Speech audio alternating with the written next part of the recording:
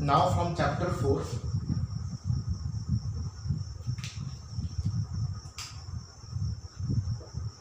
that is chemical kinetics. After the introductory session, let us now try to understand a few terms like law of mass action,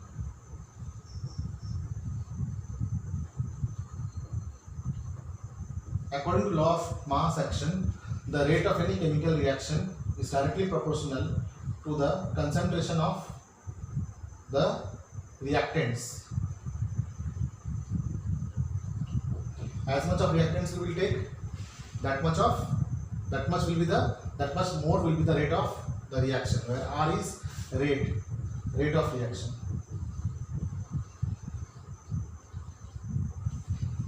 Now, for any chemical reaction, say A plus B is becoming C plus D. If we want to find out the rate of reaction, then we will simply write down the rate will be directly proportional to the concentration of A and concentration of B. Now here if we write any coefficient, then that will be called as order of reaction. So this term order of reaction, this has to be understood little differently. It will take some more time. So let this word be there in your mind. I will come to this point after a little while. But till then, do not confuse it with molecularity of the reaction. Although they look to be the same, but they are not molecularity of the reaction. I will be giving you such example in which it will seem like. But they are not same. They are not same. Molecularity of the reaction, I had told you in the previous video. Order of the reaction is nothing but the coefficient, but the powers which are raised to the concentration terms in a rate equation or rate law. This is also called as rate law expression or rate of reaction in terms of concentration. Now, if somebody tells you that if for a reaction A mole of A is becoming B mole of B, reacting with B mole of B to form small c mole of C and small d mole of D. Now for that, the rate will be proportional to A to the power A and B to the power B. Now what about equation? This is proportionality. If you want to equate it, then you will use a proportionality constant. That proportionality constant is nothing but rate constant. Rate will be equal to rate constant K, concentration of A and concentration of B. For this example, for this kind of example, it will become rate equal to K, A to the power A and B to the power B. As I had also told you earlier, that rate of reaction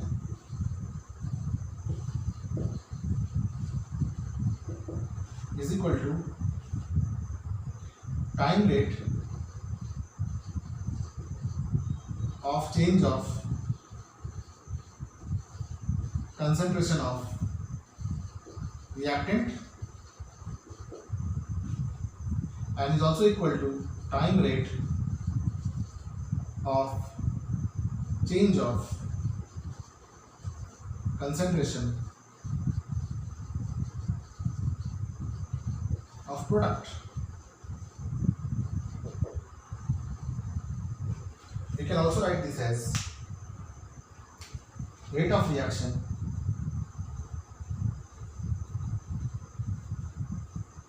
is equal to rate of appearance of product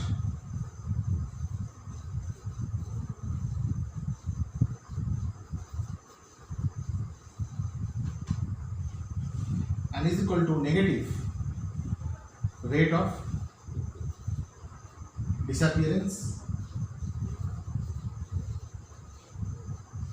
of reactant. Now when I am writing rate of disappearance, so no need of writing minus here. This minus I am just trying to specify because it will come into use when you will be deriving expressions, longer expressions. Then you will need to apply that since this is disappearing, hence there is a concept of putting a negative charge and there is a chance of downward slope. So that's why this negative I have introduced over here. Now let us see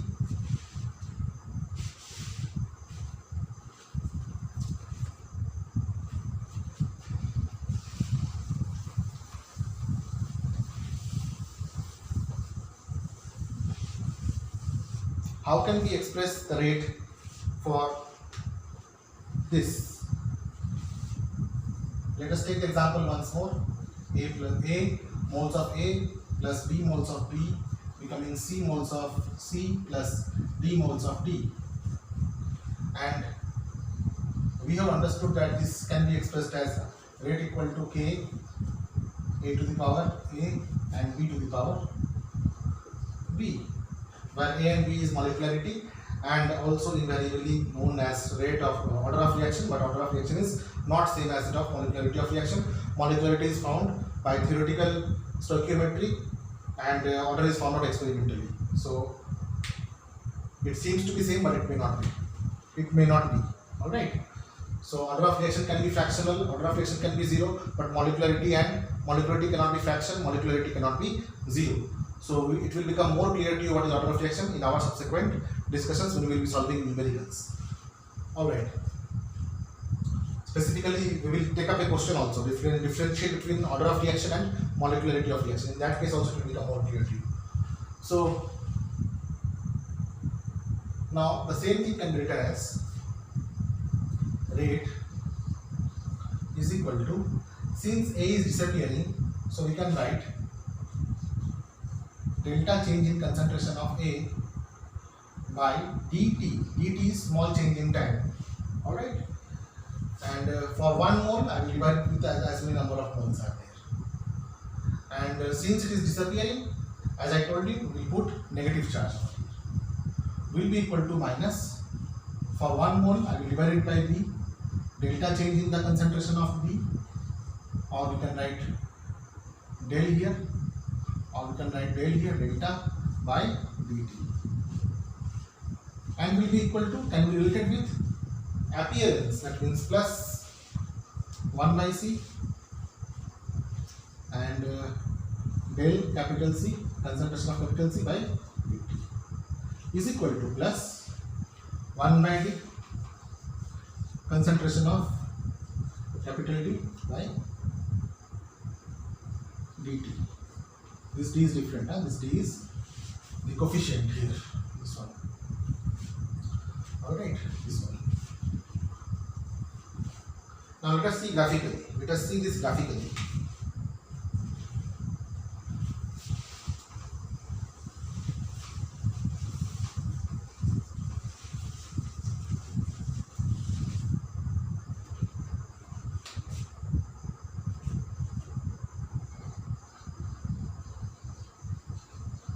Average rate of reaction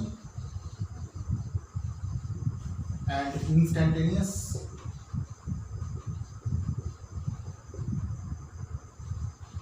rate of reaction.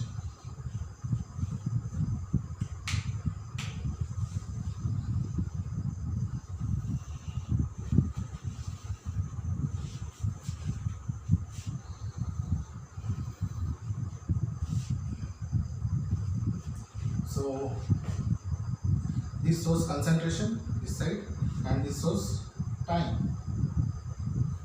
Now for reactant, if I am taking red, and for product, if I am taking blue,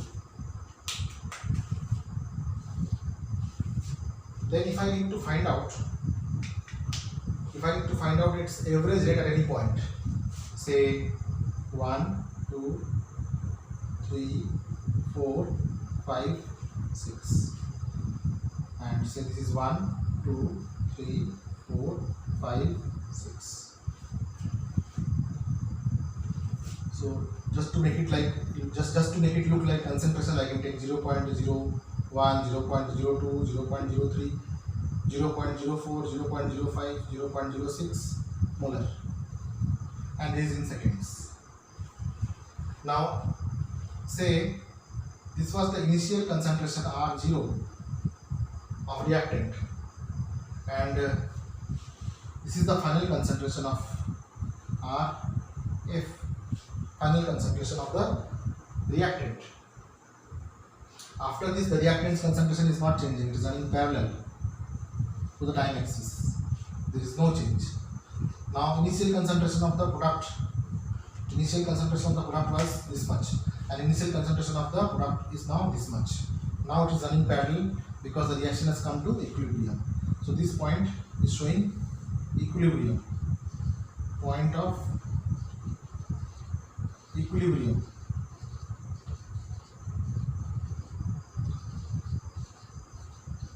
Reactant and product are in equilibrium. So concentration of reactant and concentration of product will be now same throughout, irrespective of whatever the time may be. Now if I have to find out the average rate, so I will take this gap. So average rate will be, is this part visible in the camera? Yes, it is visible. Average rate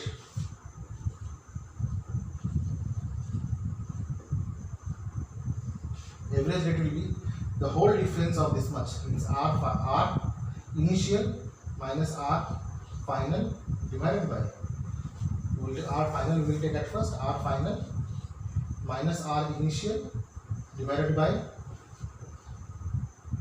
at what second is it becoming stagnant? At say t equal to 6 seconds. So t 6 minus t 0 means at 6 seconds what is the change in the concentration? This value delta R by minus delta R, rather minus delta R by delta T, or plus delta P by delta T will be average rate of reaction. But for the same graph,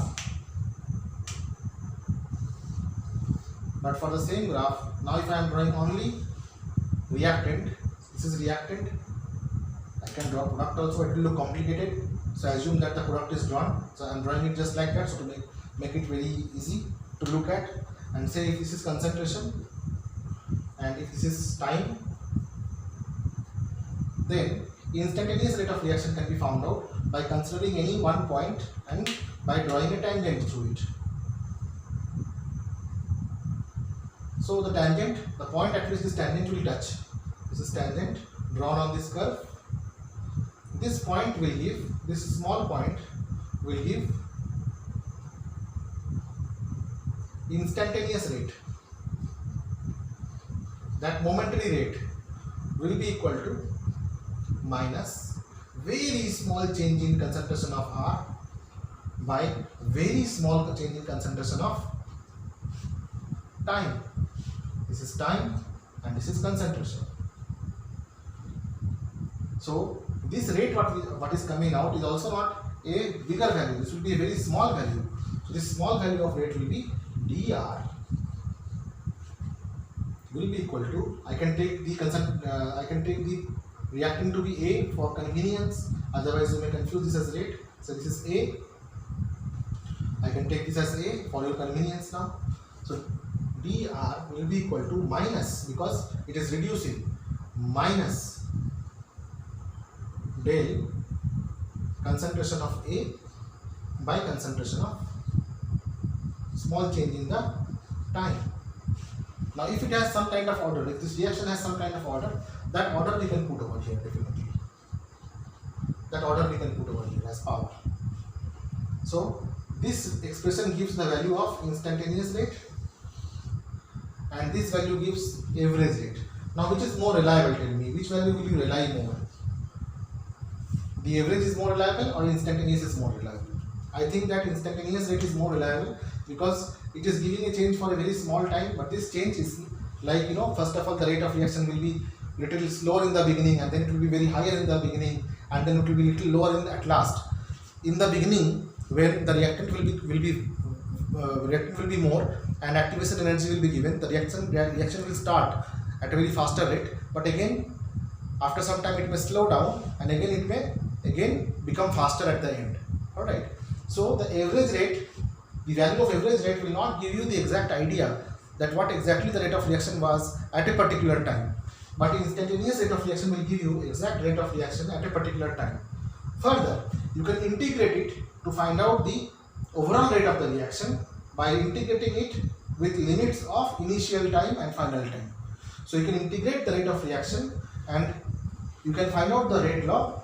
Alright, you can integrate this small value of the rate, both the sides. You can integrate it. dr will be equal to integration of dA by dt. So this will become equal to what? If you will integrate r, so what it will become? It will become r, and r will be equal to what? R will be equal to A into concentration of A, and concentration of A raised to the power what? Raised to the power whatever the order is. This order can be 0, this order can be 1, and be very happy in class 12 you are not given the second order reaction. Whatever you have 0 order or first order.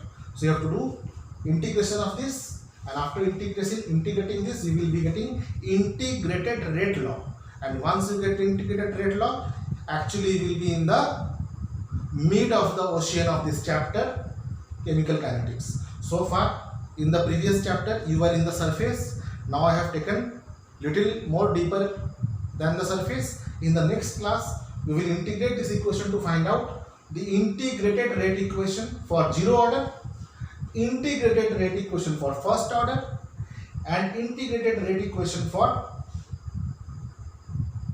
pseudo unimolecular reaction. Alright, means the reaction which will look like unimolecular but actually it will not be unimolecular. So all that will be there in the mid of the chapter, which is going to begin after this class. So stay tuned, keep watching, because a teacher who teaches you physically understands what is your learning need and what was your basic and what is your learning style. And there can be some other media also that you can follow, but textbook is the best thing to follow actually. So if you can learn from textbook, which you are doing very good, and you are doing good in tests which I am taking, so whatever is going on very well. Now I am trying to increase the speed of my teaching a little bit, because earlier I was not having the required gadgets in the setup. Now I am getting all one by one. So you will find that we will be able to solve more problems, we will be able to solve more theory, and I will be able to give you more better original resources which caters to your need. Alright, thank you.